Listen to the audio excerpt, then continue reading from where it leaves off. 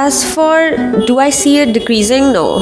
Even if you look at the reported data, every year it's only increasing. And recently that movie Chapak has come out, which is about acid attacks. And I was just on Facebook the other day, and Deepika Parukon did like a little stunt where they put hidden cameras and they went store to store to buy acid. And in a day they bought like, I think 24 bottles of acid.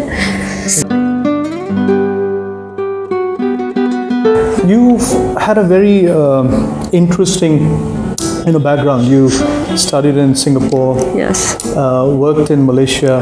Yeah. How did you manage to leave all that and come back here? Tell us a little bit about yourself as well as the organization that you're running. Okay, so we run an organization called Make Love Not Scars that rehabilitates acid attack survivors.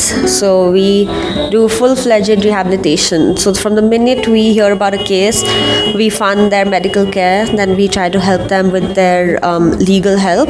We see that they get their due government compensation, see where the case update is when it comes to the attackers. If they've been attacked by their own husbands, which is very often the case, we put their children in private boarding schools so that the trauma of this generation does not transfer over to the next generation. And this is a center where survivors live while they're undergoing the rehabilitation process. So after we help them get skill training and education, we also help them find jobs. So the minute they find a job, they move out and they find their own place to rent and they lead independent lives, and then we can make space for more survivors. So our process ends, when they are independent and standing on their own feet, and that's our end goal as well. We do encourage every survivor to be financially independent towards the end of it. So right now I'm actually 27 years old, but I first heard about Make Love Not Scars when I was 22. So I was in Singapore and I was studying business management, and I'd actually found myself in a very odd accident where my hair had caught fire and I'd burnt off like half my face, and I was in surgery for months. But during that time when I was in hospital, I was so bored, I just keep scrolling through Facebook, and I came across one photograph, and that was a picture of an acid attack survivor on Make Love Not Scars. And I think Make Love Not Scars had just started up, so my partner Riya Sharma, she'd founded it. So at that point she was also extremely young. She started it when she was 21. So she was studying at Leeds. So at that, when I discovered it, the Facebook page maybe had like 5,000 followers and no one had heard of it. And I wrote to them saying that, I'm a student and I have some money saved up, I want to donate. And they wanted help. They're like, we don't need the money, but you want to volunteer online. So I started volunteering. And then after I graduated from college, I'd already gotten that job in Kuala Lumpur. And I found myself back home for a few months. So while I was here, I started visiting the center, and the first time I visited, the first day itself, that evening, Riya dropped me an email saying, like, do you want to come work with us full time? And I was like, yeah, sure. Like, I'm not doing anything. So I joined full time, and then it was time for me to go to Malaysia. So I went to Malaysia and I gave that job a good try. Like, I woke up, went to office, did everything. And then 3 months in, I just, like, it was that regular, your peer review or whatever. Right. So my boss was like having a review session with me. HR was there, a bunch of people were there, and I was just like, so they're like, how are you doing? What about the progress? And I was like, I quit today. Like right now, I'm done. And then I called up Riya and I'm like, look, I quit here. So do I come back? And she's like, yeah, doors always open. And then I flew back to India, and that was it. Yeah. Fantastic. Such an inspiring, journey. I mean, had people called you emotional when you took that decision? I've always been an emotional person. So actually, I've always been an impulsive person. Right. But impulse isn't always good, of course. But I don't know how to live a planned life. Like, I don't know. Like, lots of times people have like a 5-year plan and a 10-year plan. I don't even have a tomorrow plan. Wow. So emotional. I mean, I think people are just used to it. They knew that's who I am. So no one flinched an eyelid. They were probably just sitting there thinking, how long before she gets bored of this and goes somewhere else. But like, yeah, no one questioned it. I think they're used to me by now. By then, yeah. Being Reshma. Yes. I've just started reading the book, and I've seen both your TEDx. Phenomenal. Thank you. Very inspired. Thank you. Tell us a little bit about how the book happened. how long did it take to write? And the whole process. Okay. Well, when I was really young, I always wanted to be a writer, but I think like a fictional writer. So when college ended, we started working here. So every year we do one big campaign to spread awareness. So we've done End Acid Sale, which resulted in a petition that garnered over 350,000 signatures to the government of India, demanding an end to over-the-counter sale of acid. Next year, we did something called Skills Not Scars, which was the first job portal for acid attack survivors. So we do these cool campaigns. In that year, we didn't have anything lined up. So my partner and I were just sitting and talking, and we were talking about how bored we are, because also the thing is that in this field, you have immense highs, and then you have unbelievable lows. So when you're going through one of those low periods, you lose faith. You're like, what are we doing? Is it over? Have we burnt out? Was that it?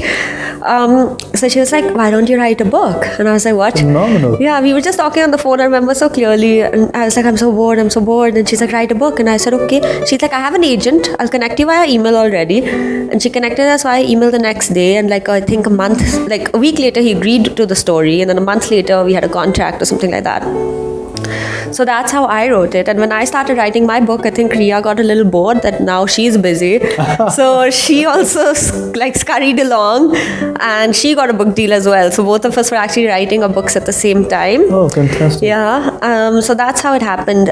As for the process, I mean, I had a year to write it, but I think I finished it in the last 3 weeks, because I missed my first deadline. Then I got another deadline. Right. Then I was like, that's it. Now it's time to just buckle up. So I remember I barely slept. I'd write morning to night, not go to office. And at that point, everyone at Make Love Not Scars was so supportive, because I literally didn't show my face in office for a month, because I was like, I have to finish this now.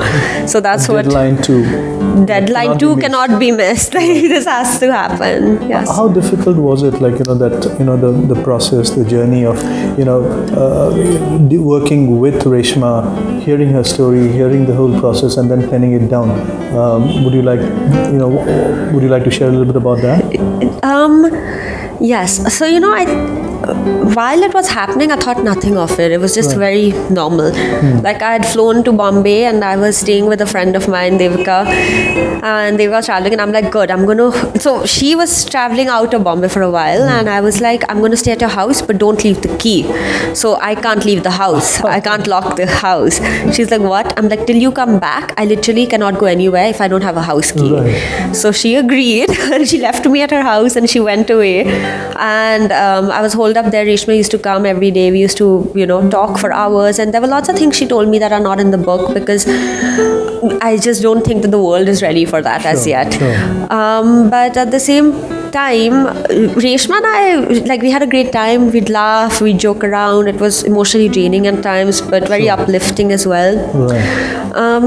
But in retrospect now, what I can say is that nothing about it was normal, because what I was hearing is something that I can guarantee nobody except Riya in my periphery of friends and family has ever been exposed to. Right. So the challenges, in this field or in writing that book was that things that not your friends, not your family, no one else is brave enough to hear.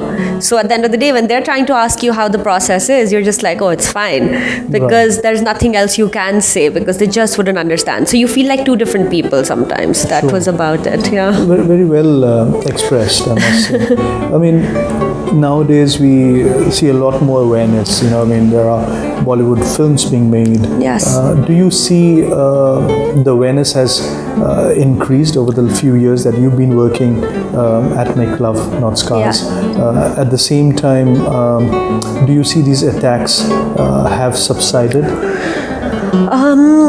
Okay, so the first part, awareness definitely has increased. And before I was 21, I myself did not know what an acid attack is. Neither did Riya, actually. But now we have 16-year-olds, 15-year-olds writing to us from school saying that they want to volunteer. So, of course, awareness has definitely increased. as for, do I see it decreasing? No. Even if you look at the reported data, every year it's only increasing and increasing and increasing. And recently that movie Chapak has come out, which is about acid attacks. And I was just on Facebook the other day, and Deepika Padukone did like a little stunt where they put hidden cameras and they went store to store to buy acid. And in a day they bought like, I think 24 bottles of acid. So, I mean, as long as it's available, it's not going to be decreasing. And the other thing is that with awareness, and this is, I know I might get in trouble for this, but with awareness, sometimes people who've never, like potential attackers who discover this is a new way of a crime, if they get to know that this exists, they might also go ahead and want to do that. It's like a double-edged sword. Right. So while information is reaching well-wishers and people who truly wish to change the world, it's also reaching people who are like, wait, that's a way of hurting someone I've never thought of before. Right. So the number of reported attacks actually increasing every year. But I don't know if it's increasing because attacks are increasing or because people are also getting more confident to report the crime. So it's a very complex issue. If the government doesn't go in there and do an intense study, we can't really say. But in terms of absolute numbers, it's increasing. Which is really shocking to hear, very, very horrific, and very shameful for a country that we are in. And when we talk about especially gods and women, yes, that we pray, and such attacks are happening in our country. So I hope, we would all take note. We would spread the awareness wherever we see such incidents, in our environment, in our surroundings.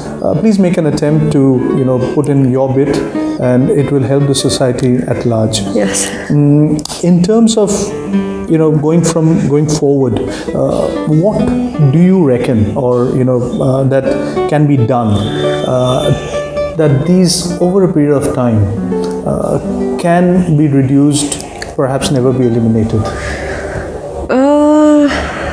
Well, I think that the first thing is that in India, there's no fear of consequence. That's the first reason so many crimes keep taking place. Let's just look at the Nirbhaya case. It was supposed to be fast-track courts. It's been like years, and now they're going to be hung. So if in one of the most brutal crimes to have shaken our country up, literally one of the most brutal crimes to have taken place against a person, took more than 6 years, 7 years, people are not going to take their crimes seriously.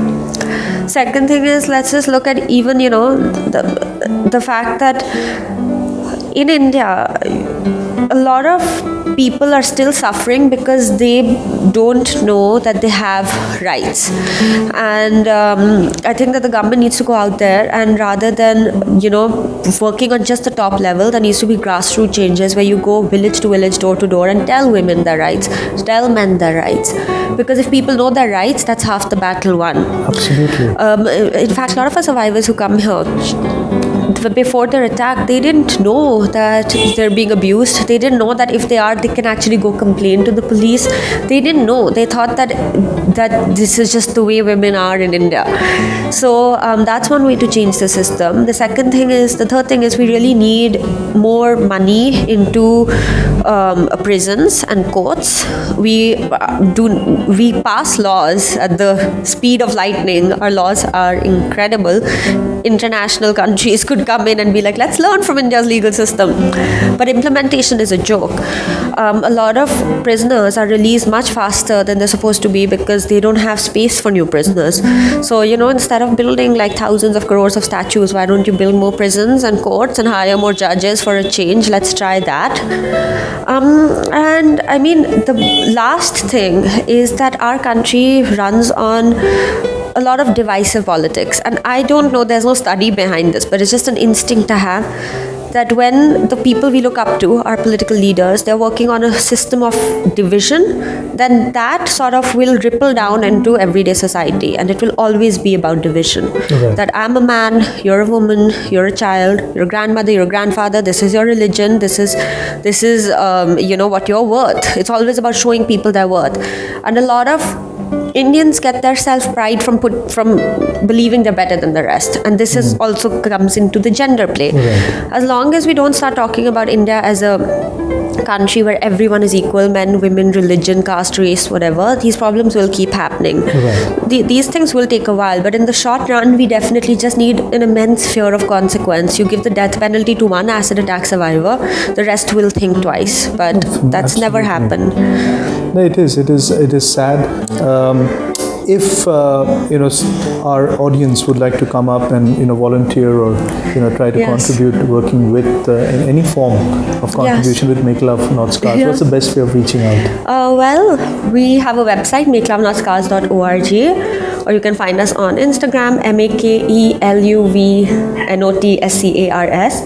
And you can just, direct message us on Instagram or drop us an email, which is available online. So, yeah, email is the best. That's it. So we'll put all the information that Tania mentioned in the description box. So please have a watch, and please support such lovely initiatives by such beautiful people. And I think there's more that needs to be done. Yes. Tania, working with such amazing women, such brave souls. Yes. What inspires you? What inspires me is that none of these women ever wanted to be in a position where, people are calling them brave. And I don't mean it in a bad way, but no one wants to show their bravery in these avenues. And they're just such regular women. And lots of times what ends up happening is that there are days where you're like, I want to quit. And it might also, someday, I'm not sure if this is something that one can do for the rest of their lives without it eating away at chunks of themselves, because you do change as a person.